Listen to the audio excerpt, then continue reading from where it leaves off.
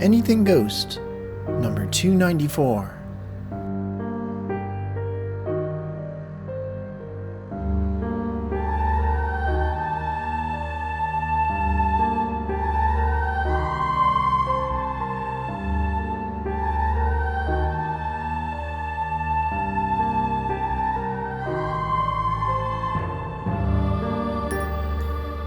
Welcome to Anything Ghost.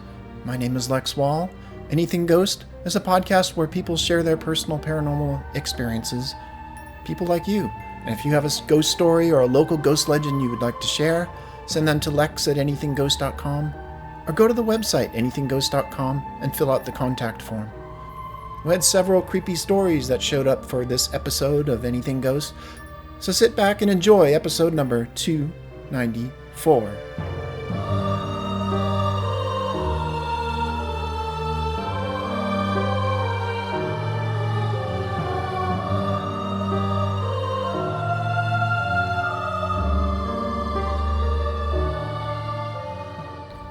The first story we have comes from Brittny in Spokane, Washington.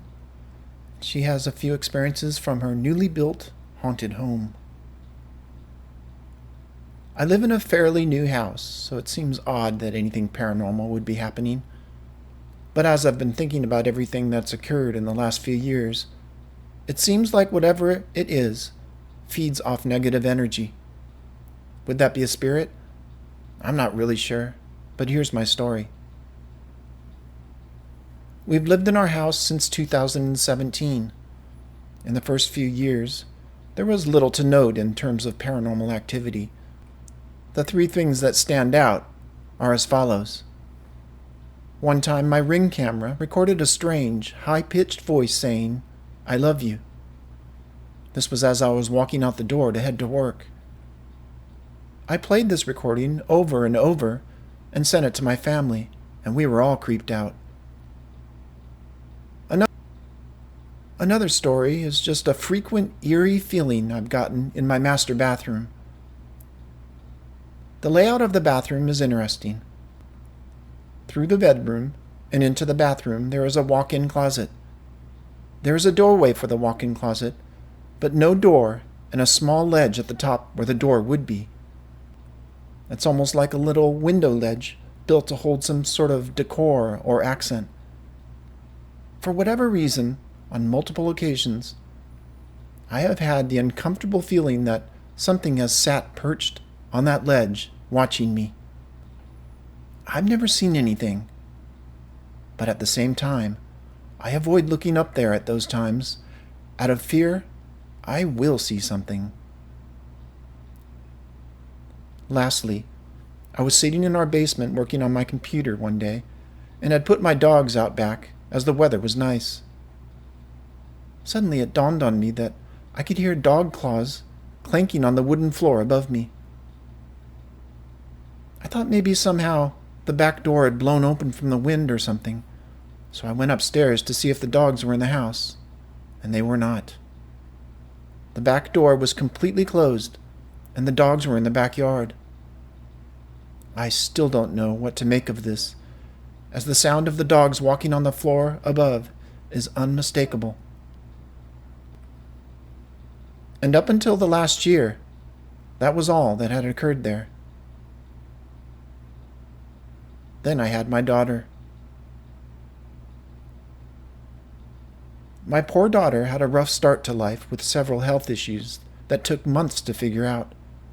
Because of this, she was constantly in pain and rarely slept.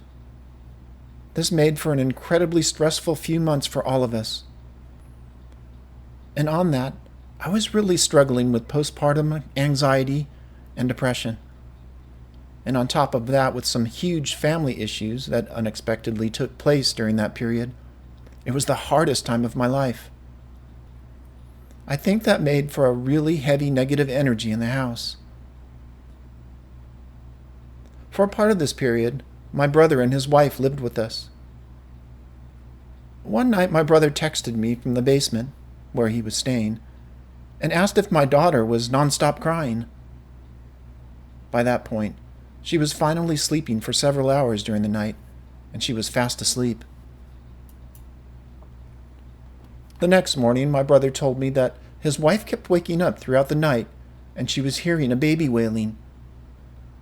And I assured him that my daughter, even when she did wake up to eat throughout the night, was not wailing anymore.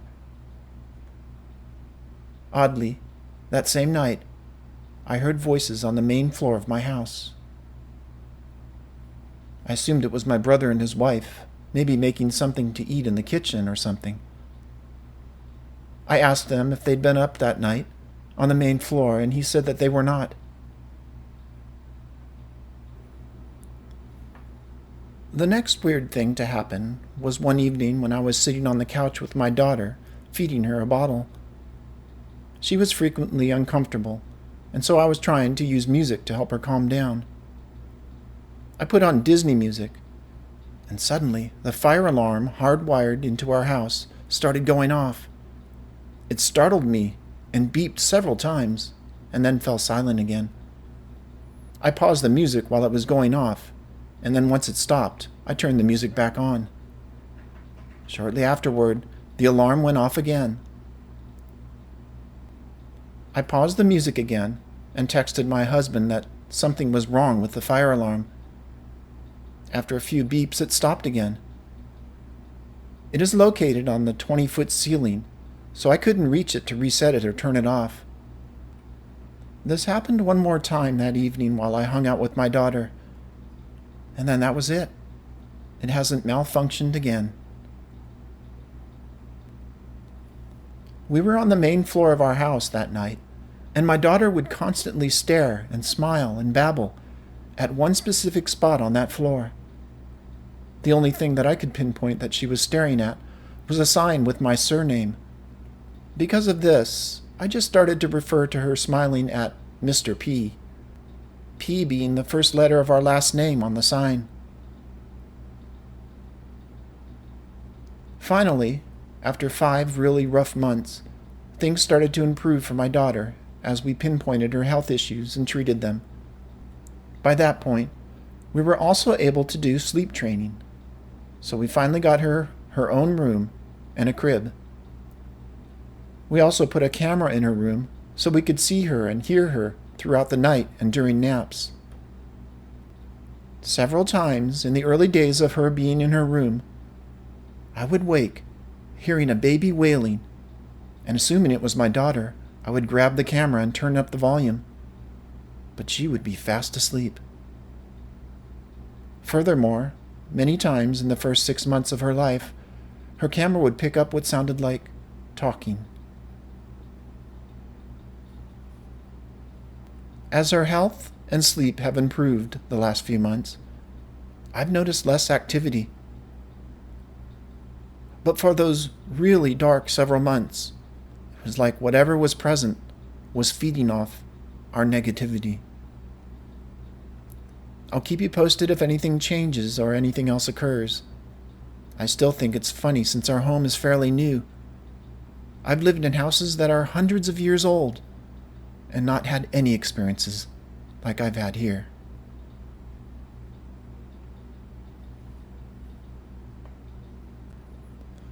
And the next story is from Anna in the U.S. Grim Reaper in the Bayou. In 2018, I was on my way to New Orleans with my husband for our last trip before we became parents. For those who haven't been here before, we were headed toward Lake Pontchartrain, and we were getting on the Lake Pontchartrain Causeway. The bridge is the longest continuous bridge over water in the world, so they say, and it is very, very long. When you're on it, there's nothing but bayous, and then water in every direction. We were driving to New Orleans as the sun was setting, and it was a bit windy. I was tired and sick, completely miserable with pregnancy. I looked out the car window, and out in the brackish water and grass was what I thought was a person in a torn black cloak walking across the estuary. It immediately struck me as impossible that anyone could be walking out that far in the water and reeds. The person had a huge walking stick and appeared to be in rags. I looked closer as we passed and froze. It was the classic Grim Reaper. No face, just a tall figure in a black cloak, its torn edges blowing across the water. There was no scythe, but a tall and thin stick in the figure's hand.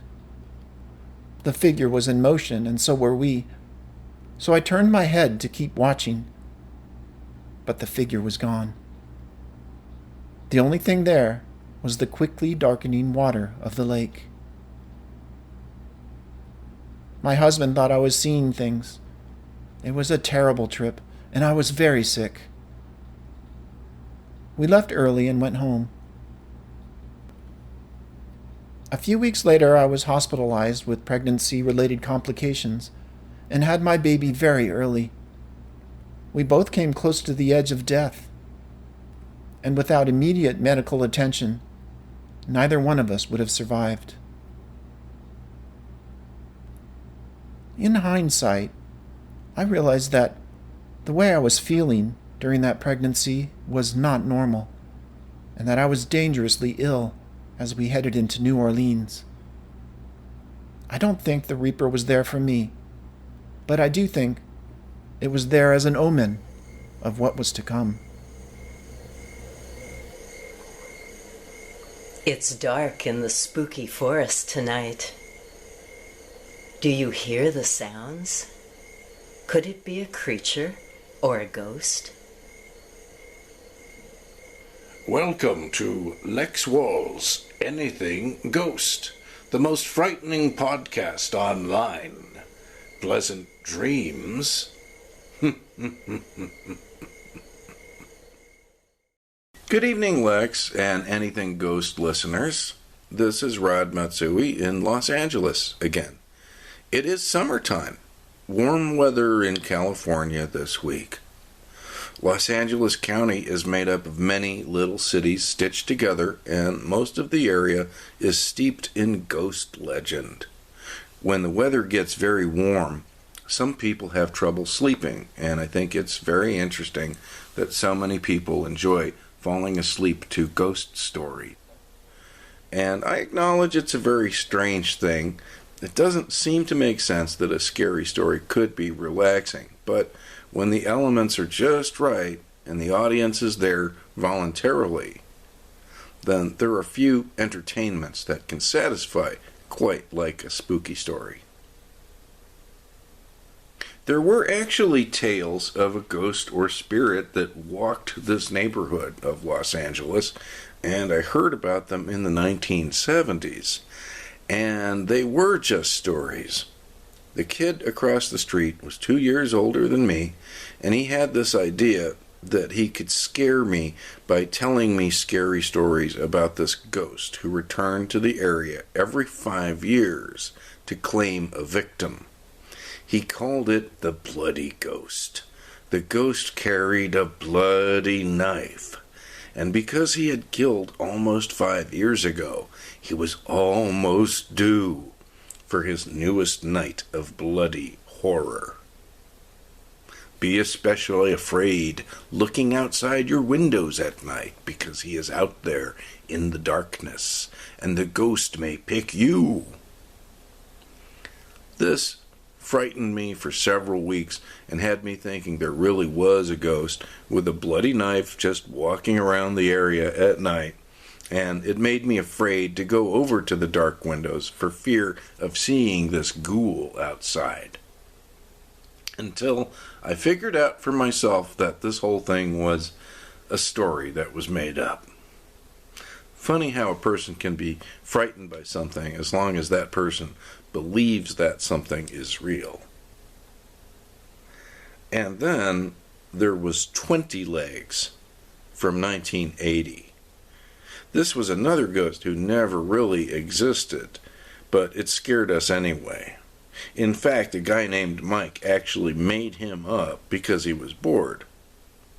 This was supposed to be a ghost that could chase you very fast with the speed of 10 people. If you multiplied 2 legs times 10 people, you'd get 20 legs. So Mike decided the ghost was called 20 Legs, and we would spook each other out on late evening walks to the 7-Eleven or the local donut shop down the hill, where there was a pretty girl named Meridian who made coffee and piroshkis, a lovely fried pastry with savory fillings inside. You cannot imagine what these things tasted like, by the way. They tasted like Disneyland, especially on a cold winter's evening in the 1980s. Very lovely. But there was a price. To get there and eat that savory pastry, you had to walk all the way past the eastern side of a huge local graveyard. Graveyards have always scared me a little bit, and this one scared me when I was a kid, I think, because it was so huge and quiet. And in the 1970s and early 80s, that street was not brightly lit the way it is now, but just a dark stretch of inky shadows. There was the graveyard on one side of the street and houses on the other. You could walk on the side of the street with the houses, but often those houses were dimly lit too, and it was actually darker on that side because the trees were untrimmed and blocked the light. So, especially if you were superstitious, this walk past the graveyard was no joke. And then after you had had your donut and coffee, there was the trip back home. The walk back up the hill was always spookier and darker, and the talk of the 20 Legs ghost would usually start about a third of the way back in the most threatening area. I wanted to go back briefly to the Wahl drive-in in Honolulu, Hawaii, the one that was haunted by the faceless ghost, because I did some additional research on that one, and I am very surprised. According to what I found, anyway, the drive-in was torn down and apartments and other buildings were put up there, and the faceless ghost has continued to be seen occasionally. It has been seen in the bathrooms inside a restaurant built on that ground, and it's been seen standing on a street corner at the edge of the local cemetery. So, the drive-in theater is gone, but the site is still very much active, and now the faceless woman might surprise you at one of several possible locations. She's not just confined to one bathroom anymore. Maybe tearing the theater down actually widened her area of influence and helped her rather than hindering her. Now, personally, I heard some really frightening sounds coming out of my garage once, where I had stored 2 big boxes of stage props. This was around 1991, when I was living in Van Nuys. And this only happened once. I'm very thankful for that. This is what happened. Okay. As I was preparing for an evening's run out to Culver City to deliver 2 boxes of scary masks and props to a punk rock show, I heard the strangest noises coming from the garage workshop. I had 2 large cardboard boxes in there full of masks and props, and it sounded like everything in those boxes was being tossed violently around for 2 or 3 seconds before going quiet again. And the sounds were so loud, my immediate thought was, that's a wild animal. It has to be. So I opened the garage carefully and went inside and looked. Nothing was wrong. I couldn't find the source of that loud burst of sounds, which had gone on for a couple of seconds. As soon as I closed the door again, though, and walked away, again, there was another loud burst of crashing sounds from where I had stored those masks and props. And this happened 3 times.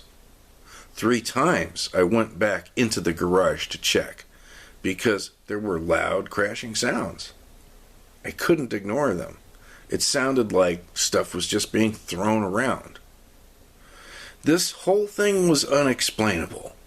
I was never able to explain this to myself adequately. Every time I checked, you see, nothing was wrong.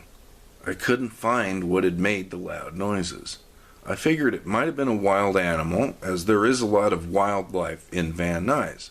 I was worried that it might be something dangerous, like maybe a rabid raccoon. But I couldn't find an animal or even a way one could have gotten in. Nothing was out of place or on the floor. It was like the sounds had been caused by nothing.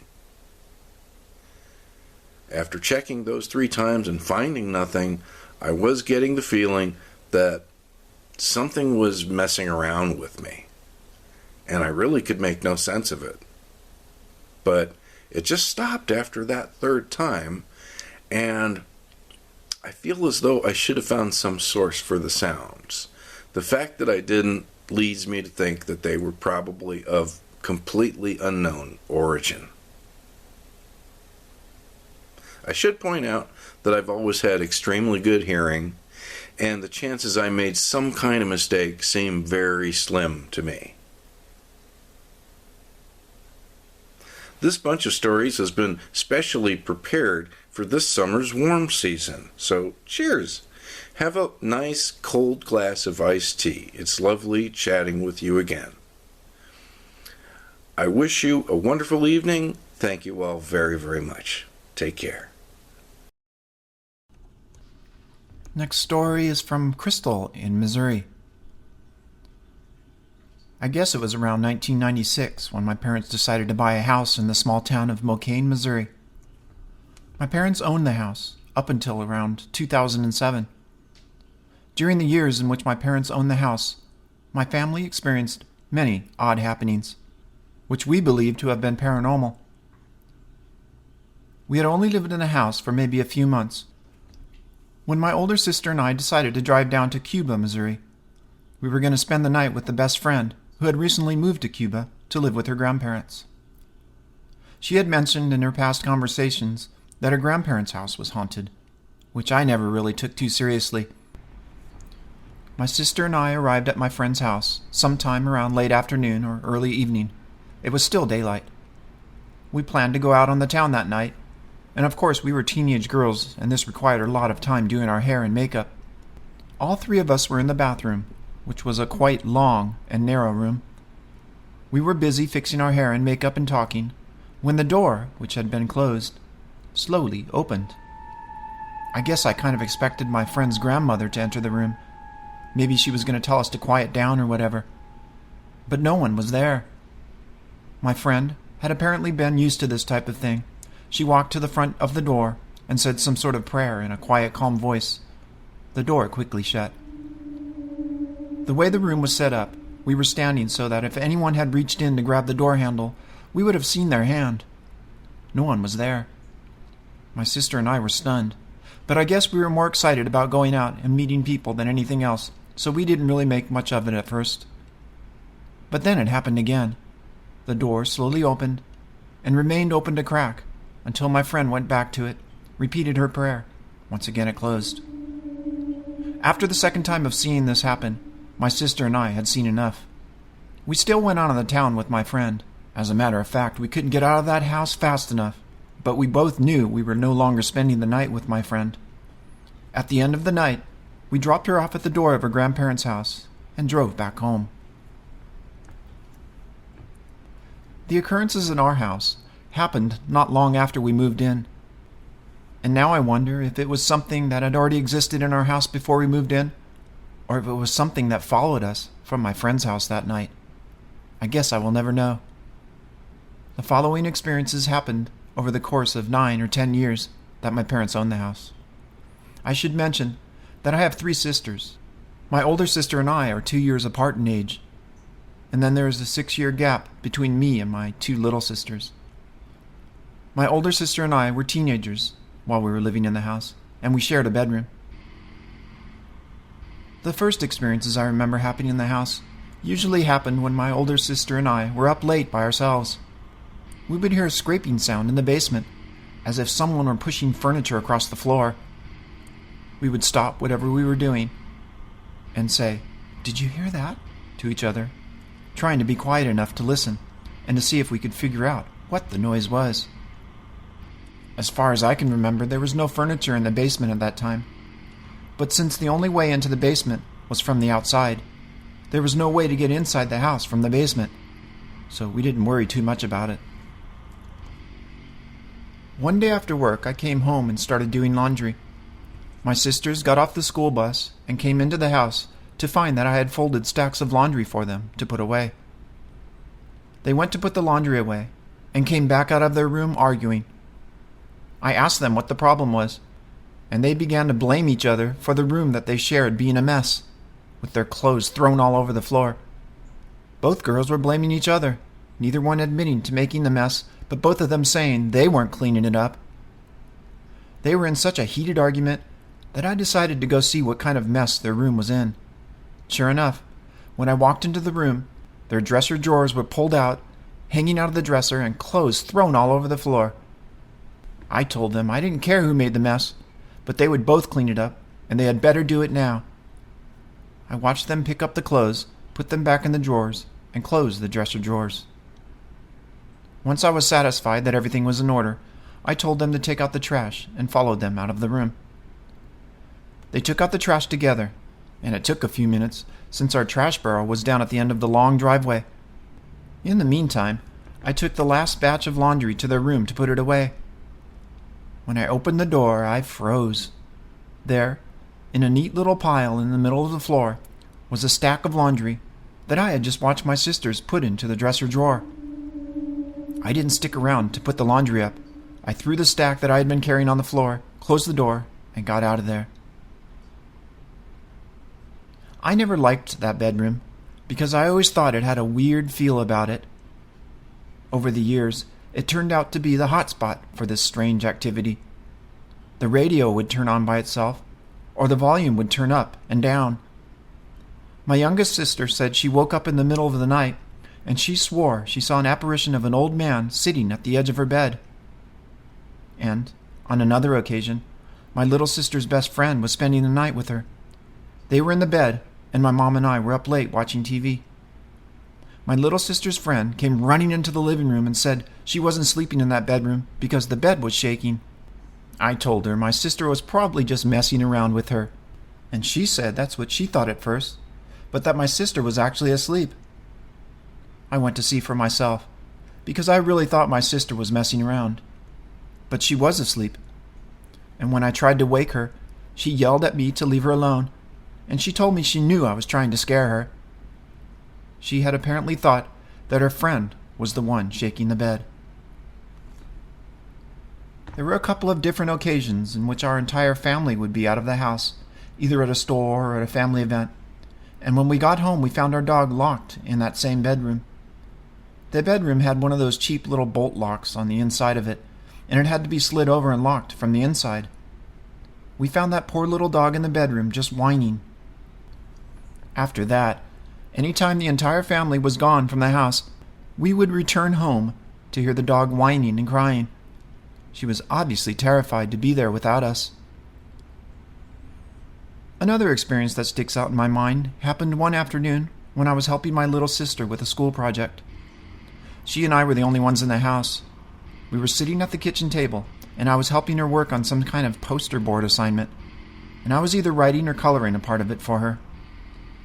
I asked her if she thought the work I had done looked good. Before she could even say anything, we heard a voice that sounded like a child say, "Yeah!" It seemed to be coming from the living room. We both froze in disbelief and just stared at each other. Since the living room and kitchen were connected with an open floor plan, we could see that no one was in the living room. On a separate occasion, my older sister was home alone one day and heard the same thing. She said she looked all around the house, and even outside, to try to figure out whom she heard talking. No one was around, and so she decided she was leaving because she was so freaked out.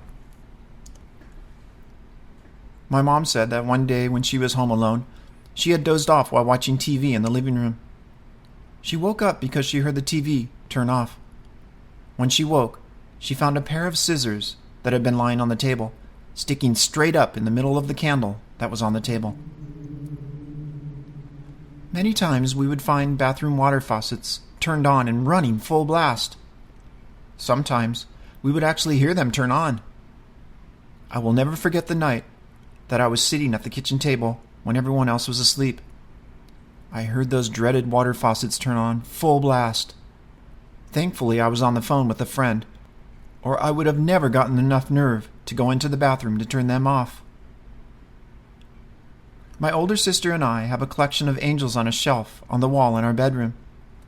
This one particular angel figurine would mysteriously be turned around 180 degrees, and we would find it facing the wall on many occasions. None of the other figurines ever moved or turned. We would try to stomp on the floor, slam doors, or bang against the wall to see if we could figure out how it was turning all the way around, but we never figured it out. We would often sit around talking about the experiences that occurred and comparing our experiences as a family. One evening, while doing this, my brother-in-law happened to be there with us. He was not a believer. He would always tell us how we were imagining things, or they were all coincidences that could be explained away. I will never forget this particular night when he was sitting in the recliner while the rest of us were sitting on the sectional sofa. There was a cassette player on the floor next to him.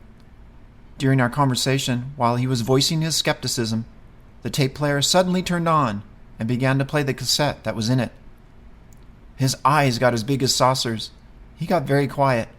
We all just kind of laughed, because we had been so used to these types of things, they didn't even faze us anymore. But the look on his face was priceless, and we still laugh about it. In the beginning, we were pretty creeped out by the experiences, but after a while, we got used to it, and it didn't bother us anymore. I don't believe whatever is causing these things was evil in nature, as we never really felt harmed by any of the experiences. Maybe just a spirit making us aware that it is there.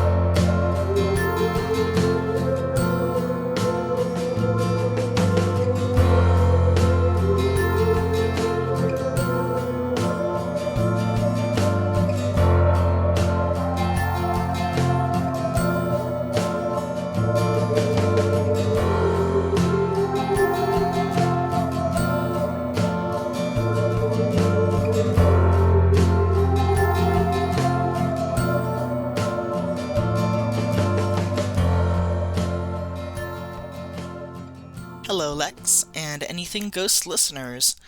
My name is Mercury. I am currently living in central Pennsylvania, pretty far out in the woods, but I am originally from Rochester, New York.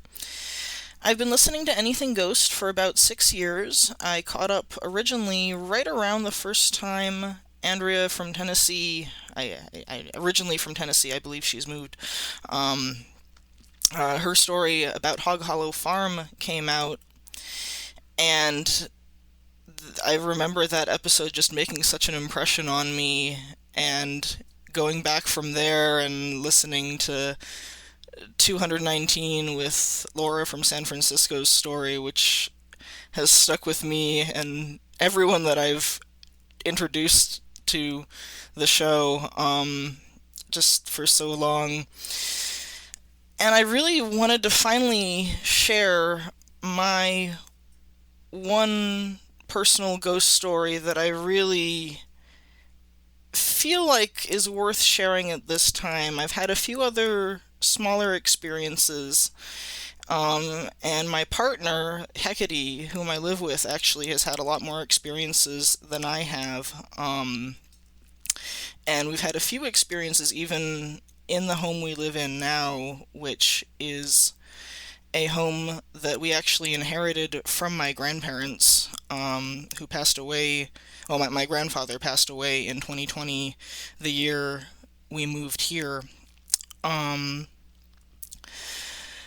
But this story happened actually many years ago when I was about 6 or 7 years old, and it happened not in Pennsylvania or in Rochester. It actually happened near Albion, New York, which is where my parents have a small cottage, kind of a summer home, where we would go sometimes in the summer or when the weather was nice. It's about an hour out of Rochester. And when we would go there, I usually would spend time either by myself or I had a babysitter. Her name was Bethany. She was about 6 years older than me, but she was really nice to me for the time that she babysat me. Eventually, things changed in her life and we lost touch, but she was very patient with me looking back as a young preteen and young teenager with this much younger kid that I was. But we played a lot of games together, and we played a lot of just kind of pretend and imagination games. I was a very imaginative child, which I will freely admit. I mean, I was an only child, and I spent a lot of time on my own, so there were times when I would play games and make things up, but I'll be honest about that, because that's me, but I will say this is what I'm talking about here was very different in how it felt for me, and I think how it felt for her too, although as I say, we've lost touch, so I can't confirm it now, unfortunately. But this happened during one of our games. There was this big open field behind my parents' garage. You had the road with all the little cottages and garages in a line. And then behind the garages there was this large field dotted with staghorn sumac trees, and kind of going out a ways, eventually leading to a larger tree line, and then some farms beyond that. And Bethany and I would spend a lot of time just running around in those fields, and we had games about a fairy kingdom, and we had this whole color code in our game where green was like the good guy color, and then red was the evil, dangerous color. And I mention that because on this day that this happened, I remember we were walking around these sumac trees, and if you've ever seen one of them, they have these deep ruby red fuzzy fruits that stick up, and they're in real life perfectly edible, and there's various ways you can make them into tea or jelly or whatever, but in our game, because they were the red color, we had this idea that they were the evil fruit, and so when we found them half-eaten, we were kind of joking to each other about how, there's some dangerous monster around that's been eating the evil fruits. And it wasn't like we were kind of playfully nervous, but not scared. Like, it wasn't even to the point of, like, I wouldn't even compare it to playfully telling ghost stories in terms of just emotional intensity. It was just kind of like joking around in our game. But we're walking while this is happening, and we get to where we see something that neither of us had ever seen before, and we both spent a lot of time in those fields, which was a pool of water about 15 to 20 feet in diameter, I would say. Shallow enough to reflect... Well, shallow. I believe it reflected light somewhat, and you could tell it wasn't very deep. But in the center of the pool, half submerged, was the skeleton of a stag.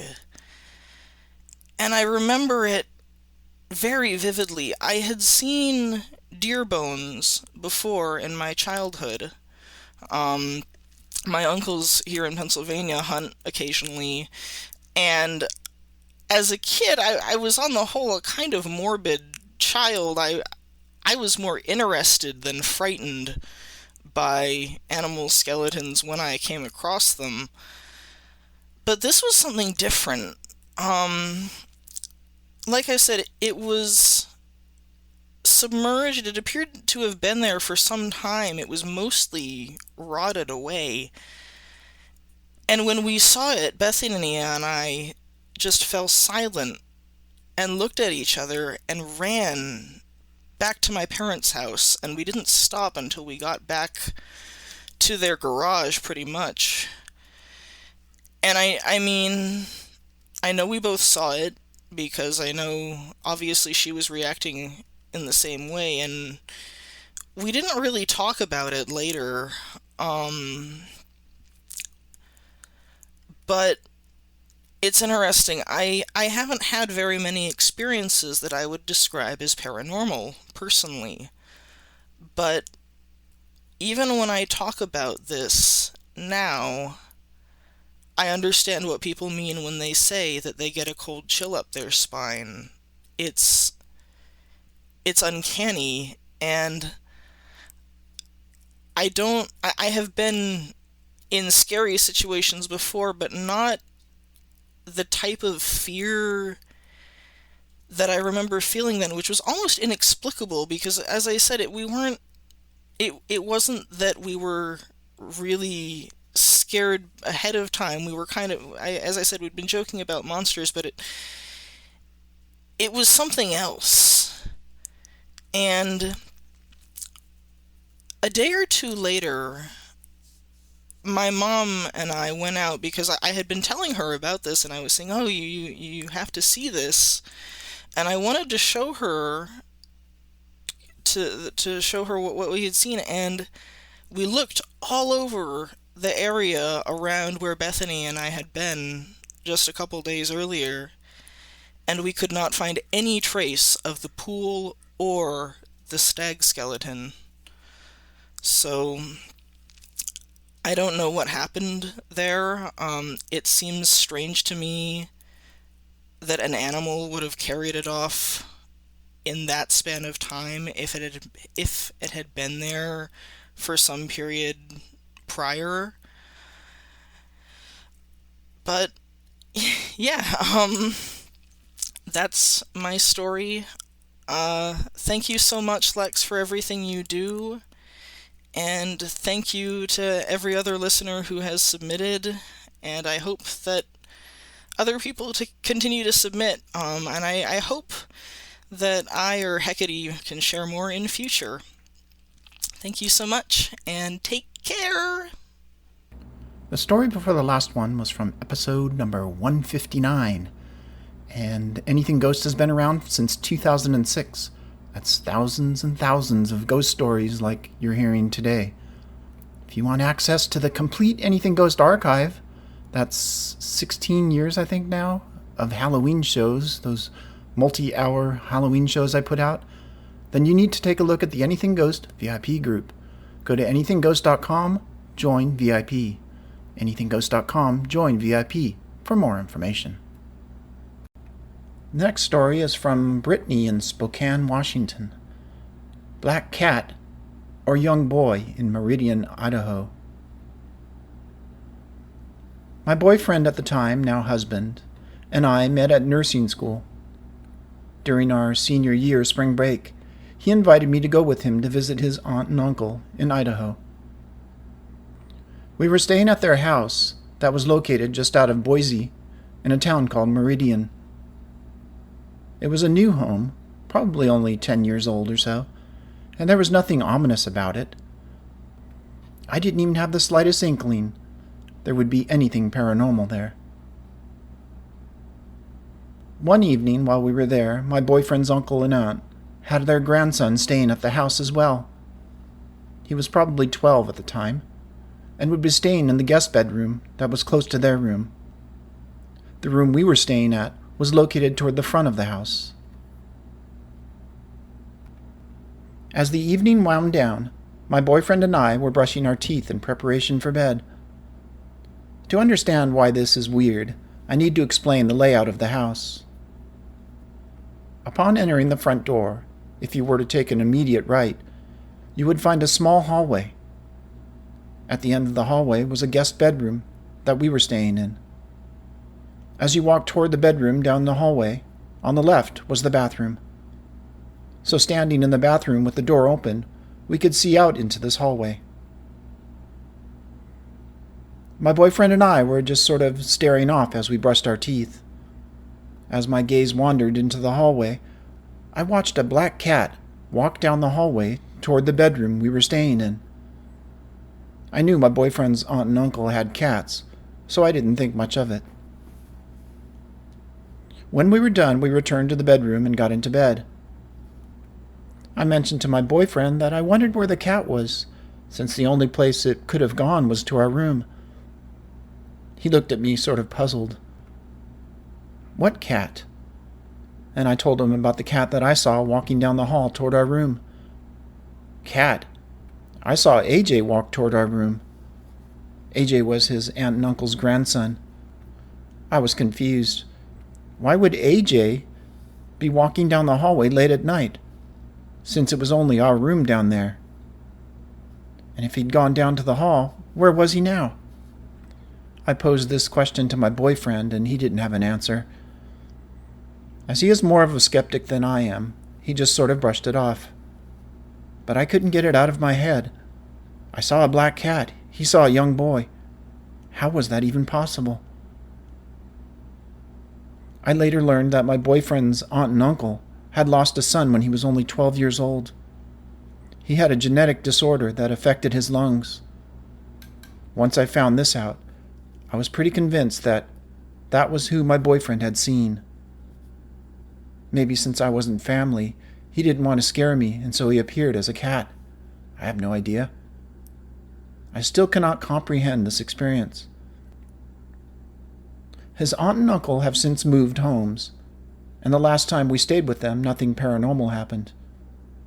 I don't believe it was anything negative or harmful, but it was definitely one of the oddest experiences I have ever had.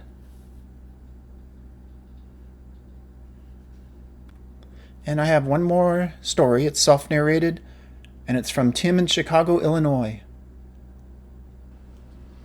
Hi, Lex. My name is Tim. I really enjoy the show, and especially the theme music. This story takes place in the early 90s. I moved from Tennessee to Chicago, where I'm originally from, and a lot of my friends from my childhood were living together and renting a house, and they were moving, so I thought I'd help them out and help them move their furniture and everything. So we moved from one house to the other into this suburb called Westmont. When we were finished moving everything in, we sat down on a couch in a love seat. I was sitting on a love seat with two other people, and adjacent to us was a couch where the rest of them were sitting, 4 or 5 others. And we were all just chatting, and I was listening to everyone talk, and I was looking across the room. From where we were sitting, there was a dining room and then a door to a kitchen. And in the kitchen, there was a breakfast nook, a door to the backyard, and then some stairs that went up to a room. So we were talking.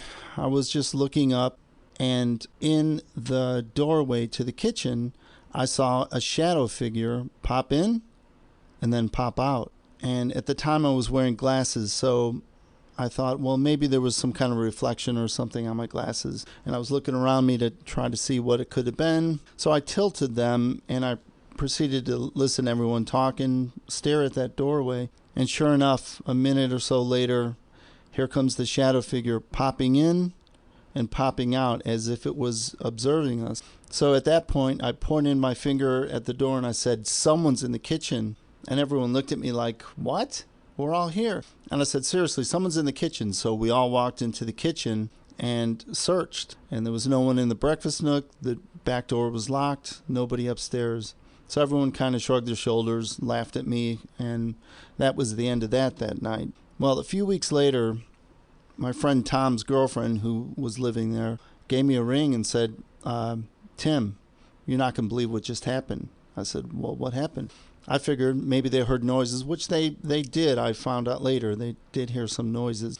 But she said that she was in the kitchen and she saw someone in the backyard. So she opened the door, went back there and said, excuse me, can I help you? And he said, well, I'm the former tenant and I'm just here to pick up my snowmobile. And she said, oh, I wondered who that belonged to. And she said, I don't want to sound crazy, but, and he said, stop right there. Yes, the house is haunted. She didn't even get to say anything, and the man told her point blank, yeah, there's stuff going on there, and proceeded to tell stories of his brother coming to visit and not even lasting a couple days, even though he's supposed to stay a week because of all the activity there.